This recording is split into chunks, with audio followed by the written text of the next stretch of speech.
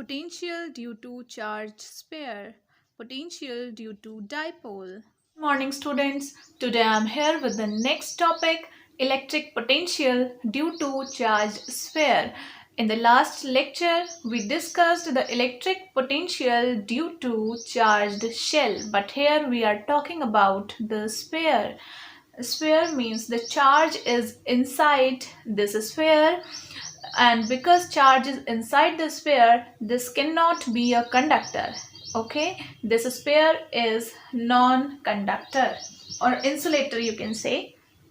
So students, here again we have to calculate three cases means at this point P, when P is outside the sphere, when P is on the surface, and when P is inside the sphere.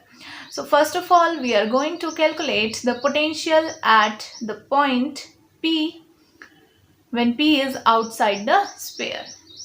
So students, we know, listen one thing, this is a solid sphere, so the charge is distributed in this sphere. इस sphere के अंदर charge है, so we should know this term rho is equal to charge upon volume. ये हमें मालूम है rho क्या होता है, volume charge density. Volume charge density is equal to charge upon volume, and if charge is capital Q and volume of a sphere is 4/3 pi r cube, so then the value of Q is 4/3 pi r cube rho. Okay, this is the value of Q because this is volumetric distribution या volume distribution जो आपने पढ़ा था. Now come to the first case when P is outside the sphere. This point P is outside the sphere. So we know the relation between potential and electric field is dV is equal to minus EdR. This we have calculated in previous lectures. dV is equal to, now we know the electric field outside the sphere is, किसी sphere के बाहर किसी point P पर electric field हमें मालूम है ये होता है Q/4 pi epsilon naught R square, या ऐसे लिखते थे 1/4 pi epsilon naught Q/R square. So वही हमने चीज यहाँ पर लिख दी है एक ही जगह. This is dr. Now on integrate करेंगे तो this will become V and these constant values will come out. Integration 1/r square dr.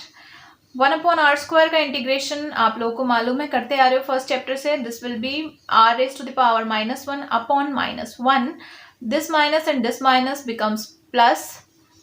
So we can write Q/4 pi epsilon naught 1/r. So this is V outside is equal to 1/4 pi epsilon naught Q/R.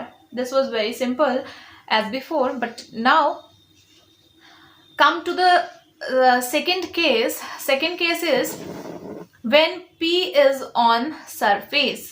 अगर ये जो P point है जिस पर हमें calculate करना है, ये P पॉइंट अगर सरफेस पर आ जाए तो उस केस में क्या हो जाएगा पोटेंशियल. देखिए पोटेंशियल यहाँ क्या था, V आउटसाइड था 1/4 pi epsilon naught Q/r because distance from charge is R. इस P पॉइंट की डिस्टेंस चार्ज से R है. यहाँ पर जब आ जाएगा तो वो डिस्टेंस कैपिटल R हो जाएगी. ठीक है, कैपिटल R हो जाएगी. And one thing is there, as we come to the charge, ठीक है, चार्ज के पास आते आते जो पोटेंशियल होगा वो क्या होता जाएगा, बढ़ता जाएगा. So this maximum will be greater than this value. ठीक है, यहाँ पर जो पोटेंशियल था उससे ज्यादा वैल्यू होगी जो यहाँ पर पोटेंशियल होगा. So the potential at surface is क्या हो जाएगा 1/4 pi epsilon naught Q/R. Okay, now in terms of rho. यहाँ तक तो इतना काफी है, लेकिन जब हम थर्ड केस डिस्कस करेंगे, थर्ड एंड फोर्थ केस, उस केस के लिए आपको इसकी वैल्यू रो के टर्म्स में चाहिए होगी. तो हम रो के टर्म्स में यहीं पर कैलकुलेट करके देख लेते हैं.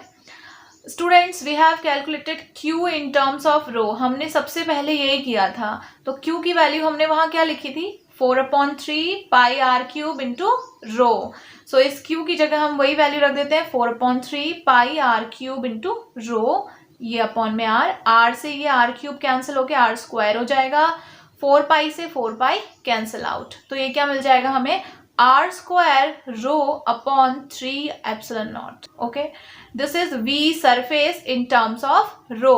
रो के टर्म्स में ये वैल्यू है, और अगर क्यू के टर्म्स में कहोगे तो this is 1/4 pi epsilon naught q upon r. Okay, now come to the next case when P is inside the sphere. जब ये पॉइंट P स्फीयर के अंदर है, उस केस में हमें क्या करना होगा। So students consider this, P point is here at the distance of r, small r, ठीक है, इस सेंटर से स्मॉल r डिस्टेंस पर ये पॉइंट P है, ठीक। तो again using this formula dv is equal to minus EdR, ठीक है। अब यहाँ पर इलेक्ट्रिक फील्ड की वैल्यू क्या रखेंगे students. In previous chapter we calculated this electric field is equal to कितना आता है स्फीयर के लिए। अगर स्फीयर के अंदर की हम बात करें, किसी पॉइंट पर इलेक्ट्रिक फील्ड होता है rho upon 3 epsilon naught r, या फिर rho r upon 3 epsilon naught, ये होता है। ई की जगह ये वैल्यू आपने सब्स्टिट्यूट करी, लिख दिया dr। नाउ अब इंटीग्रेशन कैसे करना है, यहाँ पर इंटीग्रेशन की लिमिट्स क्या होंगी, यहाँ पर हमें लिमिट्स लगानी क्यों ज़रूरी है स्टूडेंट्स। आप देख सकते हो यहाँ पर जब हम यहाँ r का इंटीग्रेशन करेंगे तो r का इंटीग्रेशन r dr लिखा r के टर्म्स में होगा, तो ये r कैसे चेंज हो रहा है, यहाँ 0 से यहाँ तक ये है r, और अगर हम सरफेस की बात करें तो ये सरफेस के लिए हो जाता है कैपिटल R। तो ये इस पॉइंट तक हमें निकालना है पूरा इनसाइड यहाँ से, तो हम ले लेते हैं इंटीग्रेशन r से कैपिटल R, ठीक है, R से कैपिटल R। अब R से कैपिटल R करेंगे तो at this distance potential is VR, और जब कैपिटल R हो जा रही है डिस्टेंस तो उस केस में पोटेंशियल को हम रिप्रेजेंट कर रहे हैं V सरफेस से VS। तो यहाँ ये लिमिट्स रख दी हैं और यहाँ ये लिमिट्स। सो ये इंटीग्रेट हुआ तो यहाँ आ जाएगा V, limits are VR to VS is equal to constant value is outside the integration and integration R to R dr, ठीक है। यहाँ लिमिट्स लगा दी तो VS माइनस VR हो जाएगा, upper limit minus lower limit is equal to minus rho upon 3 epsilon naught. R का integration आप सभी को पता है R square by 2 R to R, ठीक है। अब क्या करेंगे, upper limit minus lower limit, तो पहले अपर लिमिट लगा देते हैं, ये हो जाएगा R square by 2 minus small r square by 2, ठीक है।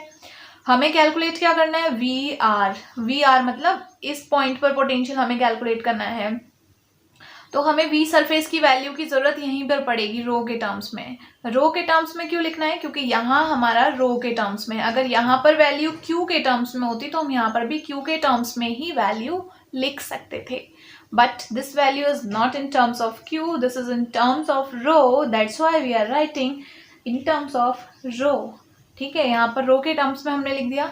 आप क्या करेंगे, देखो VR की वैल्यू चाहिए तो VR को यहीं रहने देते हैं, इस वैल्यू को इधर लेके जाते हैं, ये वैल्यू यहाँ पॉजिटिव है तो यहाँ नेगेटिव चली जाएगी, ये आ गया, ठीक।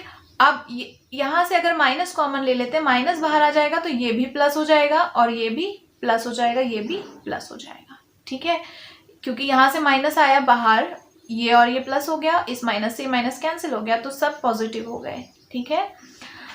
Now see VR is equal to, plus में लिख दिया है मैंने सारी वैल्यूज।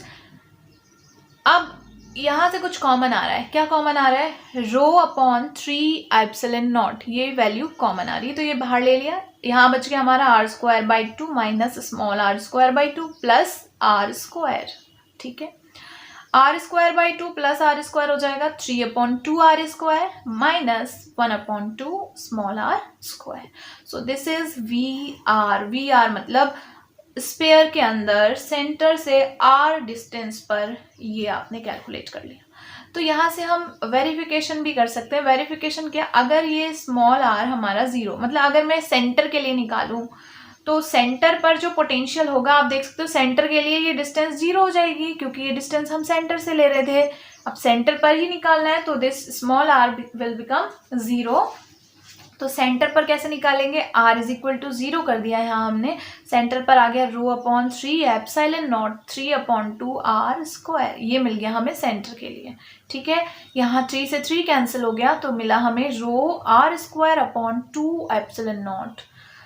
अब अगर हमें यही वैल्यू q के टर्म्स में चाहिए तो q के टर्म्स के लिए रो की वैल्यू लिख देते हैं। रो की वैल्यू हमें मालूम है क्या होती है, rho is equal to charge upon volume means Q upon 4/3 pi are cube, ये हो गई रो की वैल्यू। तो यहाँ रो की वैल्यू रख देते हैं q upon 4/3 pi are cube into 2 epsilon naught पहले से था और ऊपर आर स्क्वायर पहले से था।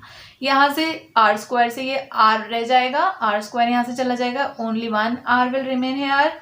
ये 3 मल्टीप्लाई में इधर ऊपर पहुंच जाएगा तो ये एक्सप्रेशन हो जाएगा 3q upon 4 pi 2 epsilon not, जिसे हम ये भी लिख सकते हैं v center is equal to 3/2, ये वाला 3/2 पहले लिख लिया, 1/4 पाई एप्सिलॉन नॉट ये लिख दिया, q अपॉन r। ठीक है, अब एक चीज ध्यान रखिएगा, ये 1/4 pi epsilon not q upon r क्या था, potential at surface. So V center is equal to 3/2 times V surface।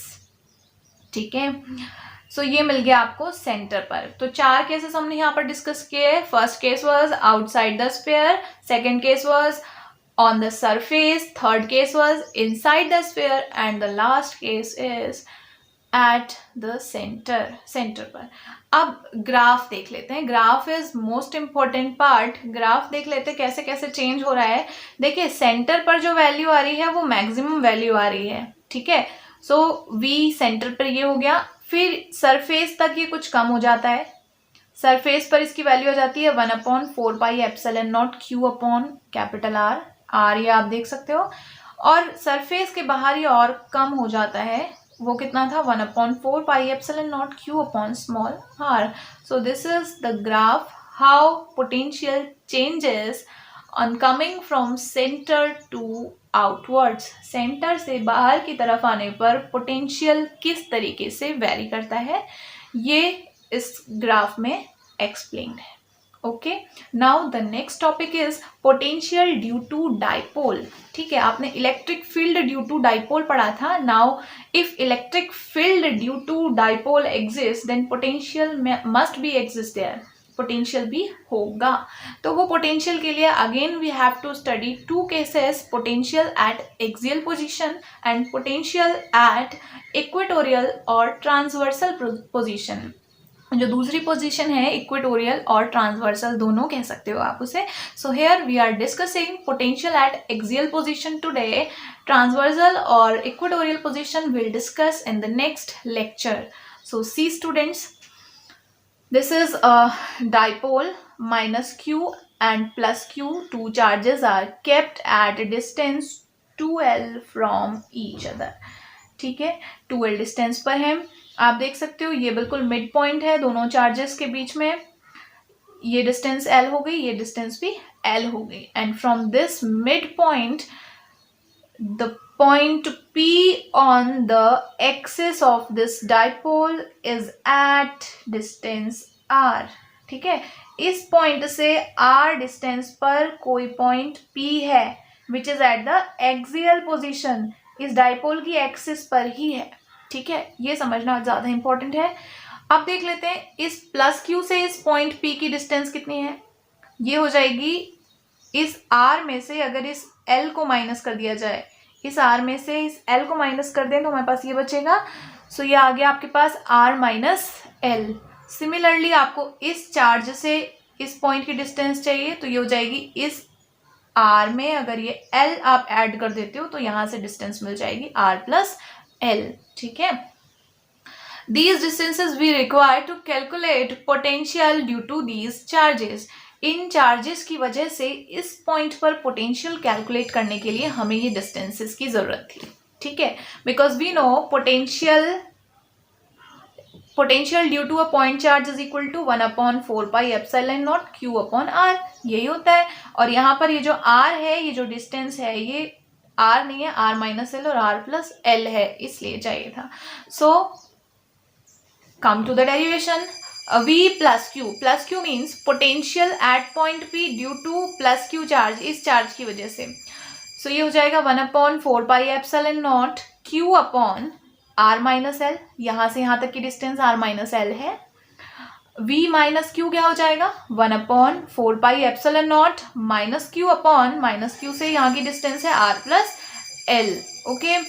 And since potential is a scalar quantity, so we should not bother about the direction. Now VP means इस point पर जो total potential होगा या net potential होगा वो क्या होगा, इन दोनों का नेट कर लेते हैं, सम कर लेते हैं. सो ये आ जाएगा 1/4πε0. इन दोनों को ऐड करेंगे तो Q भी बाहर कॉमन आ जाएगा, देख सकते हो आप, Q भी बाहर आएगा. अंदर बचेगा 1/r माइनस एल माइनस 1/r प्लस एल, ये बच जाएगा. ठीक है. अब ले लेते हैं LCM. r minus L, are plus L, A minus B, A plus B. तो एलसीएम हो जाएगा A square minus B square means R square minus L square. ठीक है. r माइनस एल से इसे आप डिवाइड करेंगे तो आपके पास रह जाएगा r plus l. Are plus l का 1 में मल्टीप्लाई किया, इधर आ गया r plus l. r plus l से इसे आप जब कैंसिल आउट करने की कोशिश करोगे, डिवाइड करोगे तो आपको मिलेगा r minus L. r minus L से इस 1 को मल्टीप्लाई किया तो r माइनस एल आ गया. ध्यान रहे बाहर से एक माइनस पहले से है तो minus r minus minus plus L, minus r plus L, ये मिला आपको. ठीक. माइनस r से प्लस r कैंसिल हो गया. l प्लस एल हो जाएगा 2l. So this will become 1/4πε0. 2ql मिला है आपको ऊपर. 2ql आपको मालूम है डाइपोल मूवमेंट होता है p, तो 2ql की जगह आप लिख सकते हो p upon r square minus l square. ठीक है. And if this r is greater than l, अगर ये r l से बड़ा है, ऑब्वियसली ये बड़ा होगा क्योंकि ये l हमेशा बहुत छोटी डिस्टेंस होगी as compare to this r, ये पॉइंट p ज़्यादा होगा. तो उस केस में आप इस l को क्या कर सकते हो, नेग्लेक्ट कर सकते हो. नेग्लेक्ट कर देंगे तो l स्क्वायर हट जाएगा यहाँ से, तो बचेगा, देखिए l छोटा है तो l स्क्वायर और छोटा हो जाएगा. So 1/4πε0 p upon r square आपको ये मिल जाएगा. So Vp is equal to 1/4πε0 p upon r square. ये आ गया डाइपोल की वजह से पोटेंशियल एट एक्सियल पोजीशन. अगर आप इलेक्ट्रिक फील्ड देखते हो तो इलेक्ट्रिक फील्ड आपको कितना मिलता था 1/4πε0 2p अपॉन r क्यूब, ये मिलता था आपको इलेक्ट्रिक फील्ड. ये मिल गया आपको पोटेंशियल.